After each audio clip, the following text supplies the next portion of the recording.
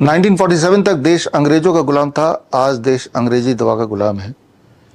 देश को अंग्रेजों से आज़ादी दिलवाने के लिए हजारों फ्रीडम फाइटर्स ने अपनी आहुति दी, लेकिन उनमें से मुख्य नाम है चंद्रशेखर आज़ाद और बाल गंगाधर तिलक का। आज 23 जुलाई उनकी जयंती है और उनकी जयंती में उनको याद करते हुए हमें और आपको अपना फर्ज निभाना है। देश को तो उन्होंने आज़ादी दिला दी 1947 में, लेकिन अब समय आ गया है कि अंग्रेजों के गुलामी के बाद अंग्रेजी दवाई के गुलामी से हमें आज़ाद होना है। और इसी श्रृंखला में टू टेक दिस फॉरवर्ड आज मैं लॉन्च करूंगा मेरी अगली किताब का नाम है if you are the first responder, 2 भाषाओं में, इंग्लिश और हिंदी में, और साथ में ही एक खास टेक्निक सीखेंगे, that is the last breath. आप में से वो लोग जो मुझे काफ़ी समय से जानते हैं उन्हें पता है DIP diet, grad system, 3 step flu diet, zero gold therapy, ऐसे बहुत सारे टेक्निक्स जो मैंने इंट्रोड्यूस किए जिसके माध्यम से बहुत सारी बीमारियों को आपने ठीक किया। इसी श्रृंखला में आज एक बहुत ही महत्वपूर्ण बट कॉम्प्लेक्स टेक्निक आप सीखने जा रहे हैं, द लास्ट ब्रेथ। और इस टेक्निक को आप तक पहुंचाने के लिए मुझे ये 2 जो आप देख रहे हैं राजा, emperor with new clothes and emperor with no clothes, इनकी मदद मैं लूंगा। और साथ ही में 2 और कैरेक्टर हैं, कालिया और सांबा, शोले के प्रसिद्ध कलाकार मैकमोहन एंड बीजू खोटे। ये जो आप तस्वीर देख रहे हैं ये 2007 की है। 2006 में मैंने गिनीज वर्ल्ड रिकॉर्ड बनाया था जो 2008 में आया था दुनिया में सबसे तेज मेमोरी के लिए। इस किताब में अगर आप पेज 84 में देखें तो मेरा नाम है for being the fastest to memorise. तो उस वक्त मुझे लगा क्यों ना ये टेक्निक छोटे बच्चों को सिखाया जाए और वो आसानी से सीख पाए, इसलिए एज ए कैरेक्टर मैंने कालिया और सांबा को यूज किया ताकि उसके बहाने उस कैरेक्टर को इमेजिन करके बड़े बड़े चीज़ों को कैसे याद करना है, उसके लिए एक किताब उस वक्त लॉन्च की थी, तेरा क्या होगा कालिया। लेकिन आज फिर उस वक्त मुझे पता नहीं था कि इन्हीं दोनों कैरेक्टर का मुझे इस्तेमाल करना पड़ेगा, लेकिन इस बार जो इस्तेमाल करूंगा मैं इन दोनों कलाकारों का, उसका मकसद कुछ और है। मकसद है उन्हीं छोटे बच्चों को, यानी कि स्पेशली 9 साल से 14 साल के बच्चों को किसी न किसी षड्यंत्र से बचाना। एक ऐसा षड्यंत्र जो इस वक्त चल रहा है जबकि आप ये लेक्चर देख रहे हैं। तो खैर ये 2 कैरेक्टर के अलावा यहाँ पे 2 अजीबोगरीब चीजें हैं मेरे पास जिसका इस्तेमाल हम करेंगे और इनके इस्तेमाल से द लास्ट ब्रेथ के कुछ टेक्निक्स हम जानने की कोशिश करेंगे। और इसके अलावा मैं अभी सबसे पहले इंट्रोड्यूस करूंगा 2 खास मेहमान, 2 खास पेशेंट के study, heart patient and cancer patient. अब देखिए ये कैंसर पेशेंट का प्रोफाइल है जिनको डॉक्टरों ने बोन मैरो ट्रांसप्लांट के लिए बोल दिया था, जिंदगी भर कीमोथेरेपी रेडिएशन पे रहने के लिए बोल दिया था। इन्होंने किस तरह से अपना पीछा छुड़वाया इस तरह के षड्यंत्र से और किस तरह से अपने आप को पूरी तरह ठीक किया। ठीक हुए भी इनको 5-6 साल हो गए हैं और इनकी कहानी हम सुनेंगे। और इसके अलावा एक और पेशेंट है वृंदा अरोड़ा, 15 साल की, जिसको बोल दिया गया था कि हार्ट ट्रांसप्लांट करो नहीं तो बच्चा मारा जाएगा, ऐसा उनके पेरेंट्स को बोल दिया गया था। तो वृंदा अरोड़ा से मिलेंगे अभी, वृंदा अरोड़ा के फादर एंड मदर से मिलेंगे। तो कहाँ तो हार्ट ट्रांसप्लांट, कहाँ तो बोन मैरो ट्रांसप्लांट और कहाँ तो इन सब चीज़ों को छोड़ के सिंपल सा डाइट, द DIP डाइट, और उसके बाद इनकी ज़िंदगी पहली जैसी हो गई, नॉर्मल हो गई। तो वो कहानी से कुछ इंस्पिरेशन लेंगे और ये भी जानने की कोशिश करेंगे किस तरह से साइंस, कॉमर्स एंड कंस्पिरेसी के बीच हम लोग ट्रैप्ड हैं, अंग्रेजी दवा के गुलाम हैं।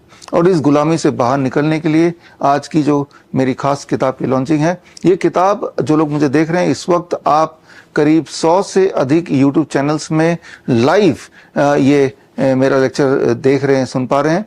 और जो लोग लाइव यहाँ पे देख रहे हैं, सुन रहे हैं, उनके लिए ये किताब अवेलेबल है फ्री डाउनलोड के लिए bishrup.com/RAK में, हिंदी और इंग्लिश 2 भाषाओं में। और दुनिया भर के जितने सारे ऑनलाइन स्टोर है उसमें तो मिल ही रहा है, बिक ही रहा है, बट फ्री डाउनलोड आप मेरे वेबसाइट से इसको कर सकते हैं। और इसको पढ़ने के बाद आपको पता चल जाएगा कि दुनिया के बड़े से बड़े मेडिकल इमरजेंसी में भी आप घर के रखे हुए मामूली चीज़ों से अपना इलाज कर सकते हैं, अपने आप को पूरी तरह ना केवल ठीक कर सकते हैं बल्कि जो उम्मीद आप हॉस्पिटल में करते हैं कि वहाँ जाके जो सहूलियत मिलेगी उससे कई गुना ज़्यादा बेटर आप हो सकते हैं। तो फिलहाल पहले मैं आपको मिलवाता हूँ दो खास पेशेंट केस स्टडी से, और सबसे पहले मैं बुलाता हूँ मिस्टर वली को। आप थोड़ा अपने बारे में बताइए कि आपका एक बैकग्राउंड कहाँ से आए। और मैं झारखंड रांची के करीब रहता हूँ, रामगढ़ मेरा डिस्ट्रिक्ट है। मैं कोल इंडिया में सर्विस करता था और 2012 फरवरी में रिटायर कर गया। मैं माइनिंग में था, अंडरग्राउंड में सर्विस करता था और उसके बाद अपना रिटायरमेंट लाइफ गुजार रहा था। मेरी ओल्ड मदर थी, वो बीमार चल रही थी, उन्हीं की सेवा में लगा हुआ था। तो 2016 में उनका जो है यहाँ फ्रैक्चर हो गया था, पैर में जांघ के पास जो है वो फ्रैक्चर हो गया। तो हम उनको इलाज में लगे हुए थे। इस इन द मीन टाइम मेरे आँख में जो है स्वेलिंग हो गया, लेफ्ट साइड आँख में स्वेलिंग हो गया। तो लोगों ने कहा कि आप आँख के डॉक्टर से दिखाइए, कुछ प्रॉब्लम है लगता है। तो हम बोले कि ना, ऐसा कुछ प्रॉब्लम तो नहीं है, सिर्फ स्वेलिंग है। हमको लगता है कि रात में जो सोते हैं पंखा के नीचे, उसकी वजह से ठंडक लग जाना है, इसकी वजह से स्वेलिंग हो रहा है। क्योंकि कहीं पेन वगैरह था नहीं, इसलिए हम उसको इग्नोर कर रहे थे। लेकिन साइड में जो है यहाँ पर चीन में थोड़ा थोड़ा ग्लैंड्स हो गया था, नेक में भी इधर हुआ था, थोड़ा थोड़ा छोटा छोटा सिस्ट टाइप का था। तो उसमें हम बेलाडोना यूज करते थे, उसको लगाते थे तो सबसाइड कर जाता था। तो ऐसे ही चल रहा था। तो जब माँ का जो कुल्ले की हड्डी टूट गई तो उसको जो है दिखाने के ऑर्थोपेडिक्स रांची में एक एक्सपर्ट थे, उनके पास ले गए। मेरा लड़का भी साथ में था। इत्तेफाक से वहीं पर एक शंकर मंत्रालय के डॉक्टर नौकरी छोड़ करके वहाँ अपना क्लिनिक खोले थे, आई स्पेशलिस्ट थे। तो लड़के ने कहा कि जो है जब आए यहाँ तो आप यहाँ दिखा लीजिए अपने आँख को भी। तो हम जो है डॉक्टर मलय वर्मा नाम था उनका, डॉक्टर मलय वर्मा, उनके पास गए और हमने अपना दिखाया आँख को। तो बोले कि हाँ, यहाँ आपको सिस्ट है, इसको ऑपरेट करना पड़ेगा और बायोप्सी में भेजना पड़ेगा, हमको डाउट कुछ है। तो हम तो एकदम डर गए उस वक्त। मेरा तो समझिए काटो तो खून नहीं हुआ, ऐसा हो गया। तो फिर खैर अब हम बोले ठीक है सर, अब सलाह मशवरा करते हैं तो हम कराएंगे ऑपरेशन।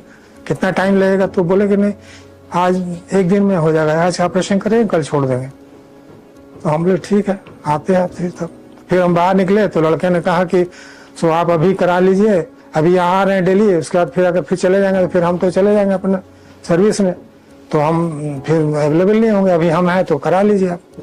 तो हम उसी वक्त जो है फिर डॉक्टर पास रिटर्न होकर फिर गए, उनको बोले कि मेरा आप जल्दी से जल्दी कर दीजिए ऑपरेशन। तो उन्होंने कल का ही डेट दे दिया और इसके बाद ब्लड टेस्ट वगैरह सब लिख दिया और ब्लड टेस्ट वगैरह कराने के बाद दूसरे दिन डेट दे दिए और उसके बाद ऑपरेशन हो गया। और वेरी नेक्स्ट डे जो है उन्होंने छोड़ भी दिया।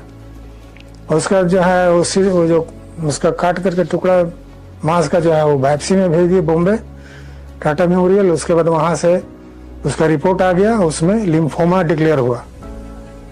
तो उसी बीच में उनका दवा चल रहा था, जिससे जितने भी ग्लैंड्स थे सब साइड कर गया था, एकदम नॉर्मल आ गया था। तो हमने डॉक्टर साहब से कहा कि आपकी दवा से तो हम ठीक हो गए, तो अब क्या जरूरत है हमको ऑन्कोलॉजिस्ट के पास जो भेज रहे हैं, अब क्या जरूरत है? तो बोले कि नहीं ये सब साइड किया है, लेकिन वो फिर हो जाएगा, आप एक बार उनसे आप जा करके आप सलाह ले लीजिए क्या कहते हैं। तो हम मजबूर होकर के फिर जो है कोलकाता ठाकुर पुकुर रिसर्च सेंटर है, कैंसर रिसर्च सेंटर, वहाँ चले गए और जा करके वहाँ फिर एडमिट हो गए। एडमिट होने के बाद जो है सारा टेस्ट हुआ, बहुत तरह का टेस्ट हुआ, बहुत पैसा भी खर्चा हुआ। उसके बाद वहाँ फिर रेफर हो गया कि आपको केमो कराना होगा। एवरी 21 डेज के बाद आपको केमो कराना है, 6 केमो लिख दिया, आपको कराना है एवरी 21 डेज के बाद। उसके बाद फर्स्ट केमो के लिए हमको एडमिट किया गया। देन जो है केमो स्टार्ट हुआ। करीब 22 दिन, पहला ट्रिप में हमको तो 22 दिन करीब हमको रहना पड़ा। सारा टेस्ट होने के बाद हमको केमो हुआ और उसमें हमको करीब 1 लाख से ज़्यादा खर्चा हो गया पहला केमो में। बहुत कॉस्टली था। तो खैर 6 केमो कराने के बाद फिर जब रिव्यू में गए तो वहाँ डॉक्टर साहब ने रिव्यू में फिर से कह दिया कि अब 8 मेंटेनेंस करना पड़ेगा। एवरी 3 मंथ्स के गैप में आपको 8 मेंटेनेंस केमो कराना होगा। तो 16 नवंबर से स्टार्ट हुआ। फिर जो है हमको 18 अक्टूबर या नवंबर तक चला है। आपको 8 केमो चला। 2019 की बात है। हाँ, उसके बाद तो रिव्यू गया। 18 तक मेरा केमो हुआ। तो उसके बाद रिव्यू स्टार्ट हुआ। फिर एवरी 3 मंथ। उसके बाद फिर उन्होंने इन द मीन टाइम जो है एक टेस्ट